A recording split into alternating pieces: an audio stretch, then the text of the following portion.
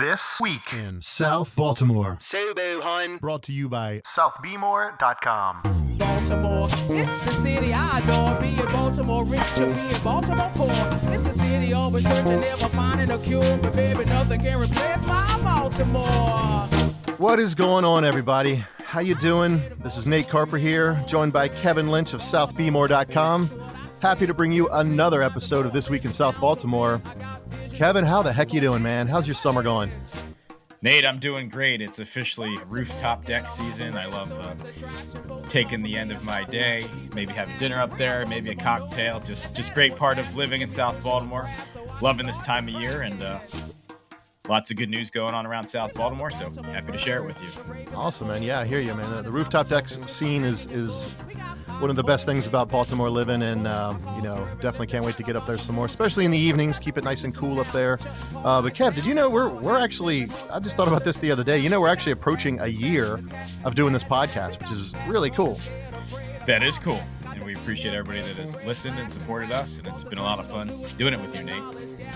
Yeah, man, I appreciate that. I love doing this, and I think we're going to keep it going, obviously, for as long as we can, and bringing good news to the neighborhood and in a different way. But hey, if you guys want to make sure you subscribe out there to the podcast wherever you like to listen to podcasts, you can find us, as well as subscribe to SouthBmore.com. Make sure you get Kevin's emails every day and keeps you up to date on all the cool stuff going on around town. But we got another exciting episode here, and it's just going to be Kevin and I talking about some local updates that are going on, Kev. So I know you want to jump into this, and we got so much. I mean, I love seeing all the cranes down at Port Covington now, but what's been going on out there? Yeah, so there's all kinds of construction going on around South Baltimore. Some projects are really big. They're going to reshape neighborhoods, some other infill projects. So really, if you're into seeing cranes, seeing excavators, seeing all kinds of construction around South Baltimore, this is definitely a great time to be around. One big project that's been talked about really since the turn of the century is the Westport waterfront parcel. This is a 43-acre parcel on the Middle Branch where a $500 million development is planned by Stonewall Capital. They're planning 1,547 housing units plus retail and about 100,000 square feet of office space. Stonewall Capital closed on this property this month. They purchased it from Plank Industries, who is backed by Kevin Plank. They are also a partner in the Port Covington development, which is across the Middle Branch from Westport. So Stonewall is now the owners of this parcel, and they are moving forward pretty quickly. They have 3 development partners in place to move this development along. They announced last week the New Harbor Development will be its partner on an affordable housing complex that'll have 300 units. 100 of those units will be for seniors, and 200 of those units will be more standard, affordable units. Those will be 2 different 5-story buildings. Another partner they announced is Woodfield Development out of North Carolina will be Stonewall's partner on a 350-unit market rate apartment building. This building will be to the side of a new park that's being built. It'll also be on the water. So it's going to have 40,000 square feet of retail, and that retail will face that new park, and it'll face the waterfront. So really some cool opportunities there for maybe some restaurants and retail. And then announced last month, but Ryan Homes is going to be the partner on a 247 townhome parcel in this development. Some of these homes will be right on the water. Some of these homes will be right on that new park that's being built. And these homes will have 3 and 4 level options, 3 and 4 bedroom options.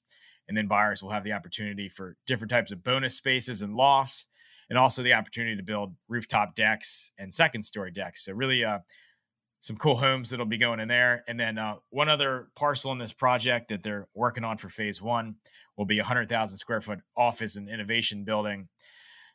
Ray Jackson, who's the president of Stonewall Capital, said he's looking at a few different concepts, maybe an incubator for nonprofits. He also said there's a national nonprofit that's considering a relocation to Baltimore.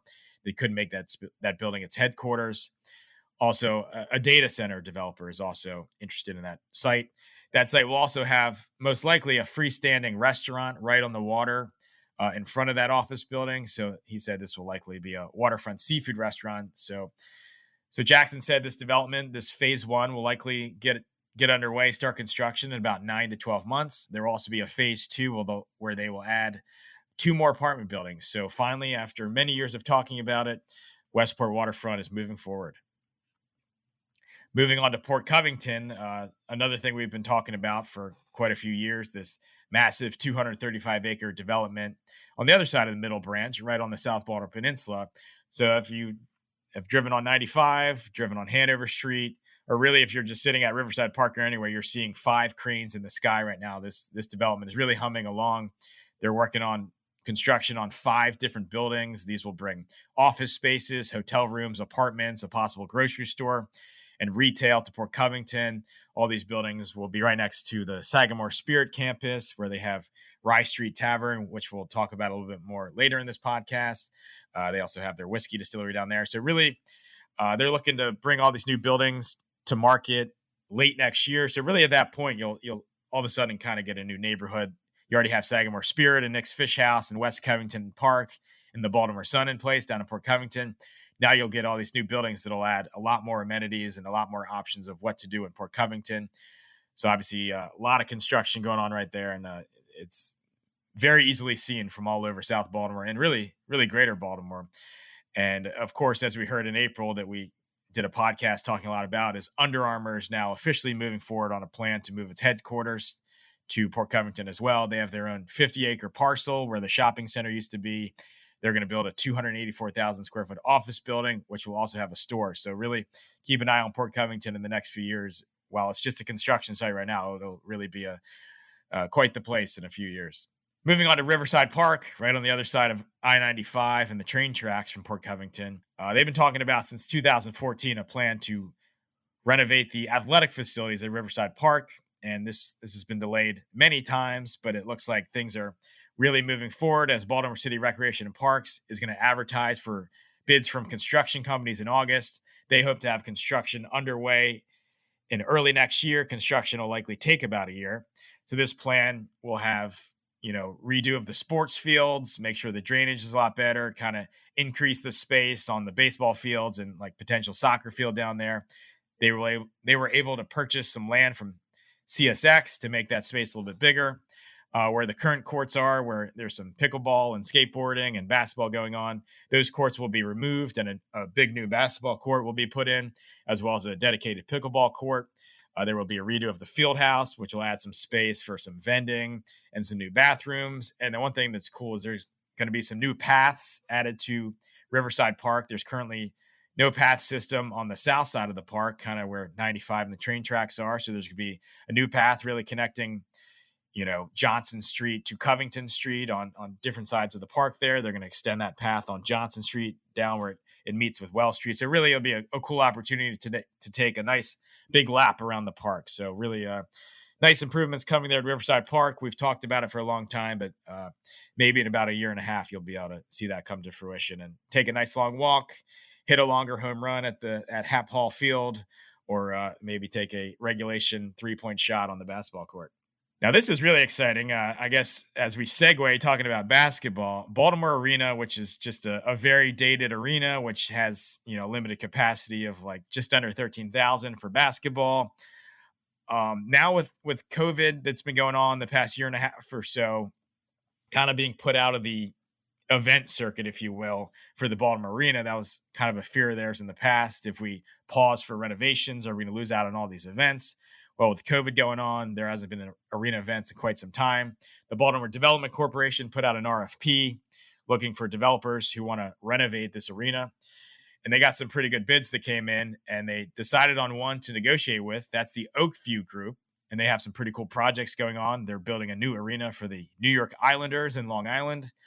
They are repurposing the former Key Arena in Seattle for a new NHL team called the Seattle Kraken.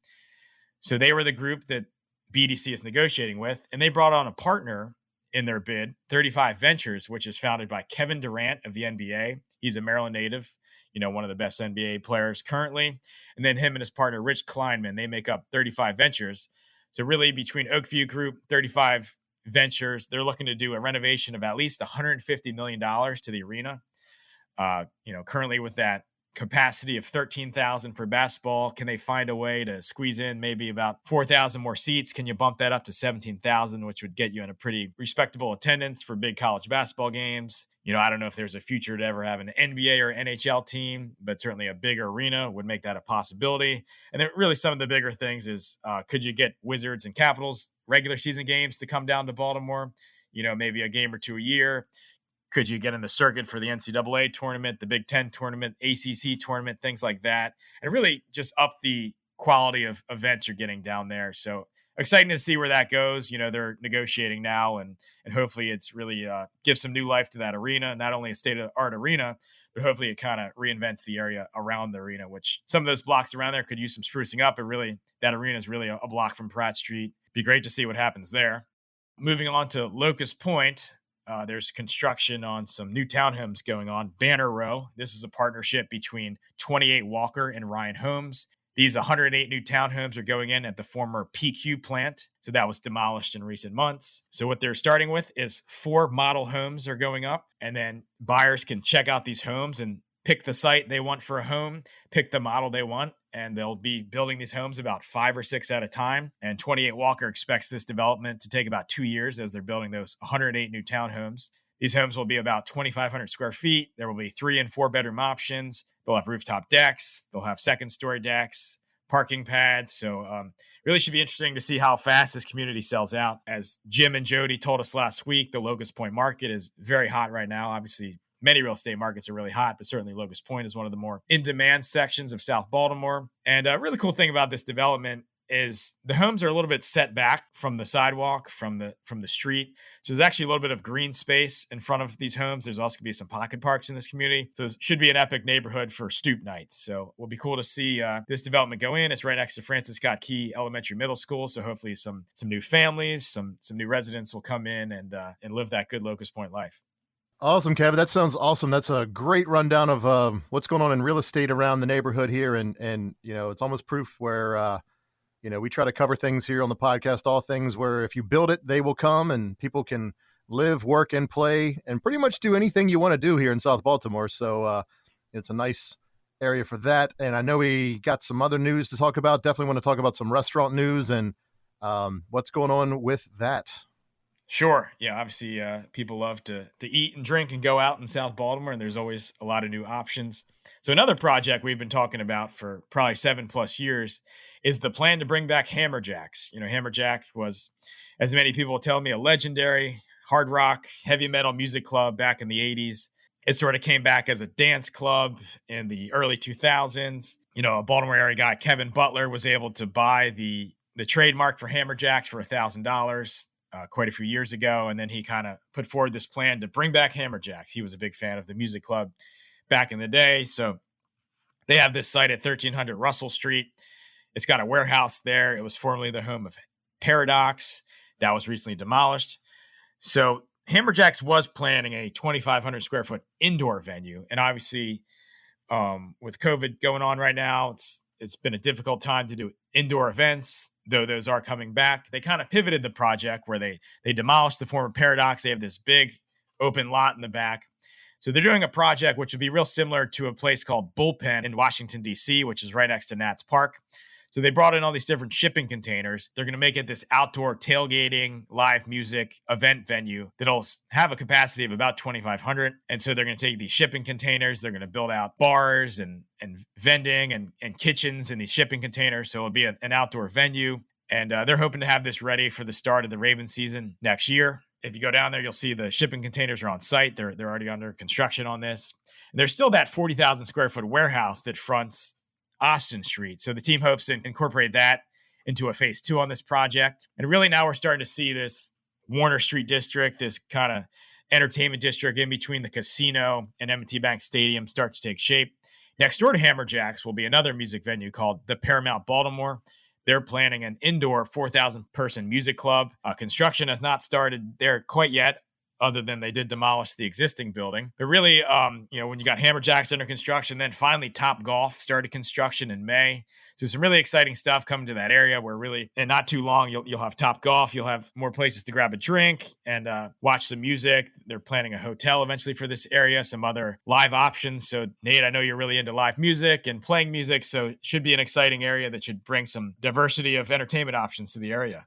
Oh, yeah, that'd be great. I mean, we always love that. I mean, as those of us that are in bands or love live music, to have another venue to play gigs at would be incredible. Another venue to go watch, bands from, the region or national bands as well that come in.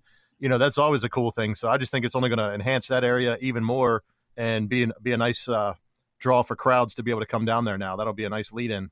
Yeah, and another thing that you can expect to see in that area is sports betting. The powers that be in Maryland passed a bill that legalized sports betting. So now some of the sites they vied for sports betting are Horseshoe Casino Baltimore, M&T Bank Stadium, Oriole Park at Camden Yards. So these places, if they put up a $2 million licensing fee for sports betting, they'll be able to have their own sports books in there. So I'm sure you can definitely expect to see Horseshoe Casino Baltimore get in on that. If you go to a sports book, obviously a place that is kind of a bar with a ton of TVs and a place to place your bets. So obviously if you think about people going to Orioles games and Ravens games or just kind of hanging out, that could be a cool new option for Horseshoe Casino Baltimore. We'll see if M&T Bank Stadium and Oriole Park at Camden Yards choose to put in sports books as well. And also, too, there's the opportunity for, different retail locations to open sports books in the area as well. So we'll see where those pop up. Those fees are a little bit less, $250,000. So definitely, sports betting will very likely be added to the mix of entertainment options you can do when you're in that new Warner Street district.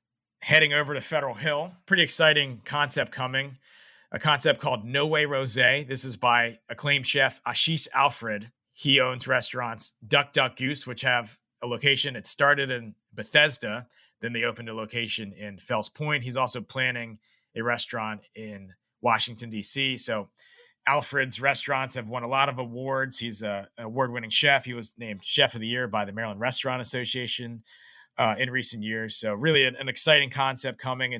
He has a background in French cuisine. So this location will be a little bit more casual than Duck Duck Goose, but it's going to have a champagne forward drink menu as well as some cocktails and different beers. And also they'll be serving brunch and they'll be open as often as they can. They'd like to be open lunch and dinner. So pretty exciting concept there on that north side of Cross Street by an award-winning chef. So really that'll breathe some life into that north side of Cross Street there. Right there you have Cross Street Market. A couple bits of news there. So unfortunately, Poke Shop Poke Ono closed earlier this month. They were open for a couple years and they were original tenant at the market. But you had two concepts by Atlas Restaurant Group that opened that really add a lot of life to Cross Street Market as their big restaurant Watershed. That's a large seafood restaurant in the former Nick's space. They added a massive rooftop deck, which is really cool to look at when you're walking down Charles or Cross Street. Then they have their fish market, which is right outside of Watershed. There they sell cuts of seafood to go. Plus, it's a raw bar and steamer bar with crushes and draft beers. So that's two additions that really liven up that west side of the market, really bring a lot of extra natural light into that side of the market. So really two additions to the market that are bringing a lot of new people into the area, into the market. And another quick note for Cross Street Market is a new concept. We haven't done a story on it yet. I am interviewing the owner of this business this week, but a new concept called Southern Kitchen opened in the former Royal Farm space. They offer Southern cuisine, different types of chicken and different foods. They have a gumbo on their menu. So it looks like a really cool business coming to Cross Street Market. So it's really cool to see the different things going on in Federal Hill. I was down there recently with my family and it just a great feeling of vibrancy in Federal Hill right now when you think about the pedestrian-only side of Cross Street. You have the different parklet dining spaces. You have the big rooftop deck at Watershed. Then you have all these ice cream shops that have kind of lines out the ordering windows to go to those. So really a cool, vibrant look of Federal Hill right now. It really appeals to people of a lot of different ages. Yeah, it sure does. And Kev, I got to say that, I love the new Cross Street development and just like you just said, the vibrancy that's going on down there is just amazing. And, I won't name names or anything here, but I do have a really good friend of mine who, him and his family, wife, 2 kids are actually moving into Federal Hill to the neighborhood due to a job transfer from the Denver, Colorado area. And, a lot of times we hear a lot of stories about Baltimore and our declining population, but, we don't talk about the new folks that are coming in, right, from all over the place. And I have to tell you that, a few weeks ago, he came into town and I was just giving him a little drive around South Baltimore and they'd shown him the neighborhood. And when we went by that Cross Street area, I mean, his eyes lit up and he was so excited with all the people walking around, people in restaurants, people sitting outside. He was like, oh my God, man, I didn't know it was this amazing here, and fell in love with it and decided right then. He's like, we're definitely moving to this neighborhood. So I just thought that was a cool story to share about our neighborhood. That's great. We talk about all these new, townhome construction, these different projects, and we're kind of living in a world now where you don't necessarily have to live in the same city or town where your job's based. So I think a lot of people are looking just for livability and for affordability. And certainly, obviously, Baltimore has really good affordability. And then obviously, if you take people down to areas like Cross Street and different cool areas of the city, and they see what we love so much It's great to hear stories like that. And I look around the neighborhood. I'm seeing a lot of new California license plates. I'm seeing, there's always been a lot of New Yorkers in the area, but I think you're seeing a lot of people from these more expensive markets in the country are looking to see what else is out there. And maybe a lot of times these are people that are actually from here.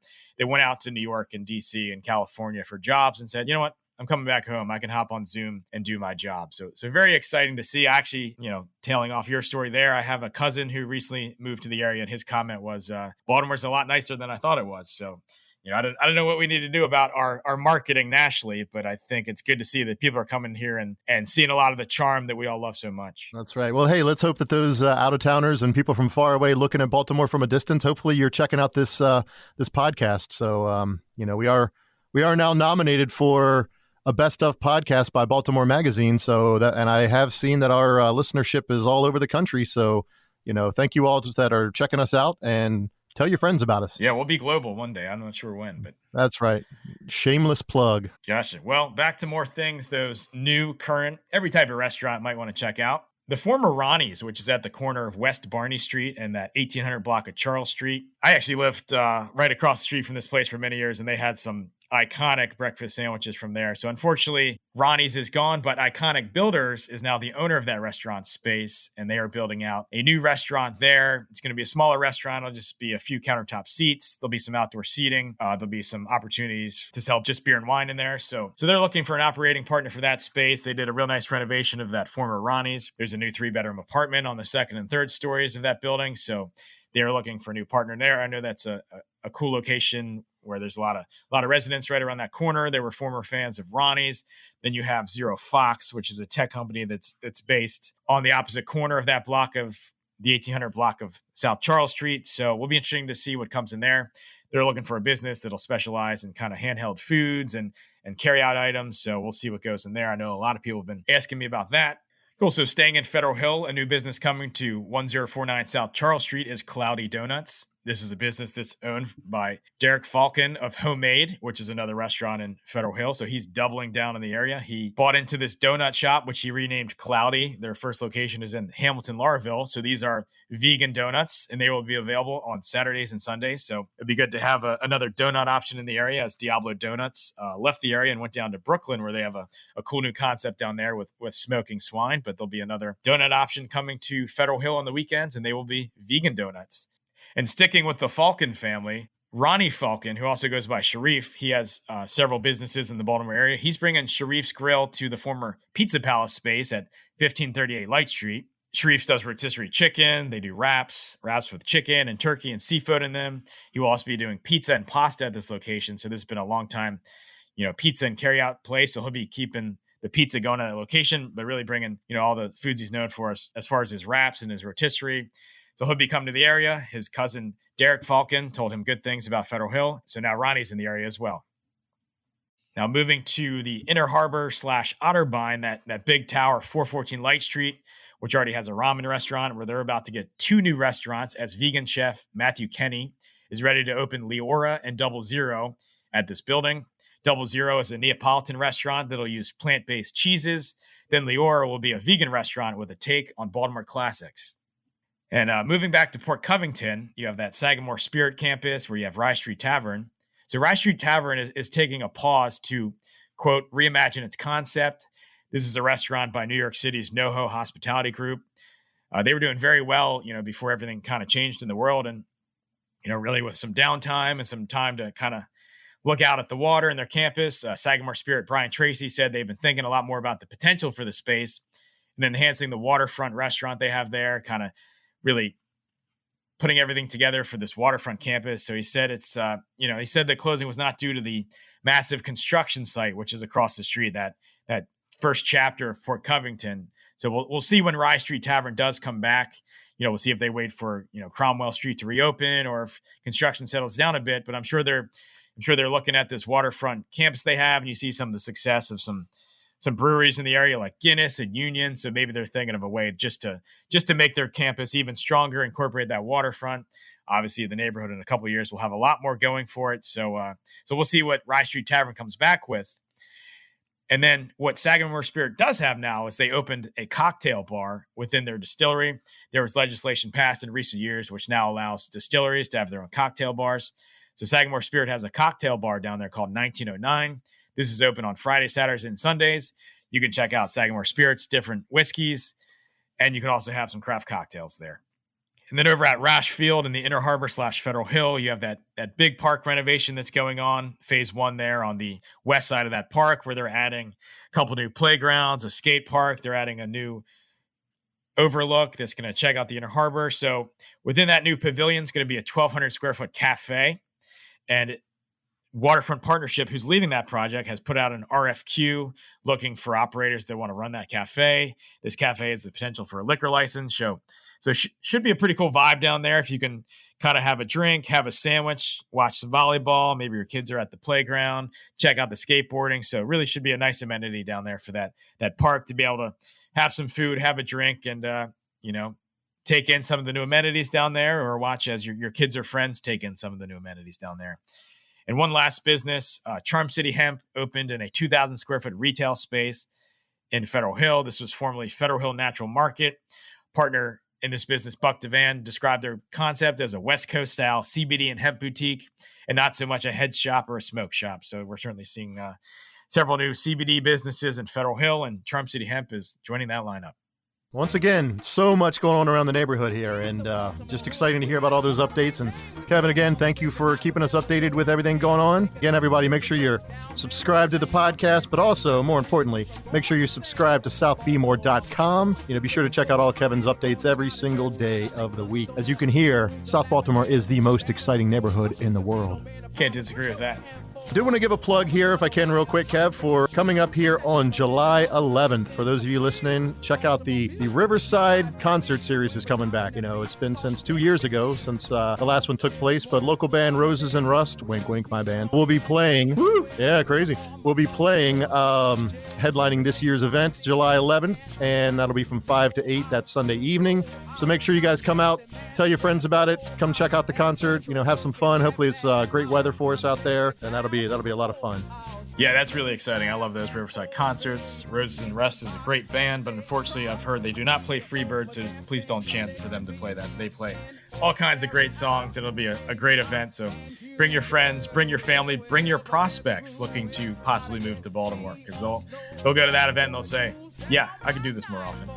Oh yeah, big time. So yeah, I believe it's going to be happening July, August, and September. And for any of you out there that want to volunteer to help out at that, I know the RNA, those of you that live in Riverside, the Riverside Neighborhood Association would love to have some volunteers to help out with that event. So go check out the RNA Facebook site if you want, and see how you can get in touch with those people. But anyway, Kev, it's hard to believe it's been a year, and it's been an awesome year. This is our 14th episode. I'm excited to do so many more of these and keep it going. And again, if any of you out there have feedback, comments, you want to hear something different in the podcast, or you have ideas for us, or anything you want to share as well, we love hearing from the audience, so please let us know. Absolutely. And also too, if any businesses out there, any events, any organizations looking to advertise, please hit me up. southbeaver.com is a great way to reach the South Baltimore audience, the greater Baltimore audience. We'd love to have you on our team. This week in South Baltimore, Sobo Hun, brought to you by southbmore.com. I hear you talking about the city, but I don't care. I'm repping Baltimore City with my fist in the air. Hey, I hear you talk about Baltimore. It's the city I adore. Be a Baltimore rich to be a Baltimore poor. It's the city always searching, never finding a cure. Baby, nothing can replace my Baltimore.